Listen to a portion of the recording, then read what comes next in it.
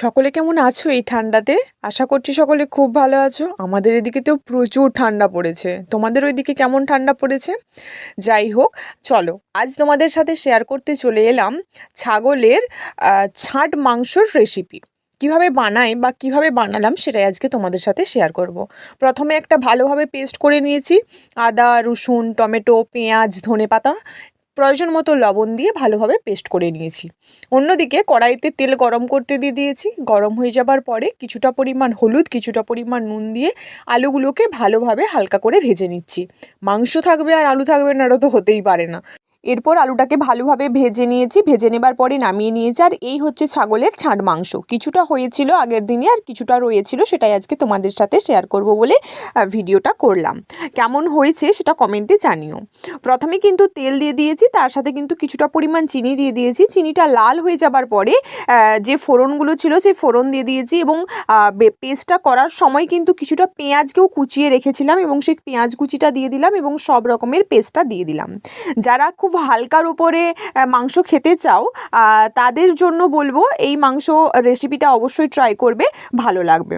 এরপরে হালকা ভাজা হয়ে যাবার পরে কিছুটা পরিমাণ হলুদ গুঁড়ো, কিছুটা পরিমাণ লঙ্কা গুঁড়ো দিয়ে ভালোভাবে নাড়াচাড়া করে ওই যে আমাদের ফেমাস মশলা ধোয়া জল, সেই মশলা ধোয়ার জলটাও দিয়ে দিলাম।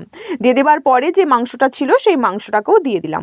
অনেকেই জানি প্রেসার কুকারে করো, আর যারা যারা কড়াইতে করো তারা এভাবেও করতে পারো। যাদের হালকা পাতলার উপর ভালো লাগে তারা অবশ্যই এইভাবে ট্রাই করতে পারো, ভালো লাগবে।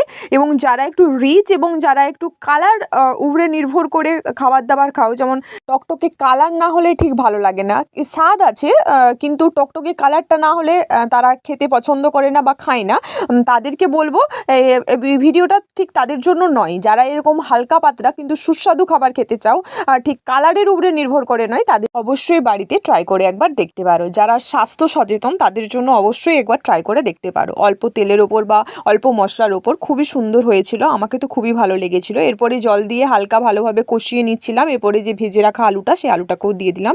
একটু নাড়াচাড়া করে নেবার পরে উষ্ণ গরম জল দিয়ে দিলাম। মাংস একটু সিদ্ধ হতে সময় লাগবে, ছাগল মাংস, তাই জন্য এটাকে মিনিমাম আধ ঘন্টার মতো সিদ্ধ হবার জন্য রেখে দিয়েছিলাম। ওই হালকা দমে সিদ্ধ হবার জন্য রেখে দিয়েছিলাম। এরপরে এই হচ্ছে মাংসের কালার।